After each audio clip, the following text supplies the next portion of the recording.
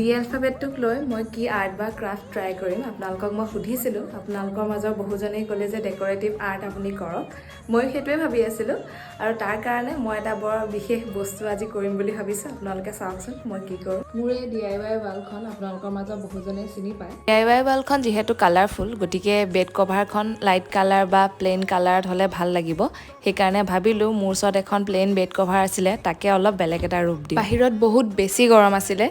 তথাপিও সময় যিহেতু ৰৈ নাথাকে সেইকাৰণে মই গৈ পালোগে দৰ্জী দোকান আৰু তাতে কথাখিনি দাদাজনক বুজাই দিলোঁ আৰু তেখেতে বৰ ধুনীয়াকৈ মোক কামখিনি কৰি দিলে আৰু ইয়াৰ পিছতে আহি পেলাই মই বিছনাখনত জোখ মাখ ল'লোঁ যে জোখতেই হৈছে নে নাই বিছনাখন পাৰি মেলি দেখুৱালোঁ যদিও বেড কভাৰখন কিন্তু এতিয়ালৈকে কমপ্লিট হোৱা নাই মানে আধা কামো হোৱা নাই আজি দেখুৱাব নোৱাৰিম যিহেতু সময় কম 1 মিনিটত গোটেইখিনি দেখুৱাব নোৱাৰি গতিকে এতিয়ালৈকে বেড কভাৰখন কেনেকুৱা লাগিলে জনাব আৰু কাইলৈ যোনটো পাৰ্ট 2 আহিব সেইটো চাবলৈ নাপাহৰিব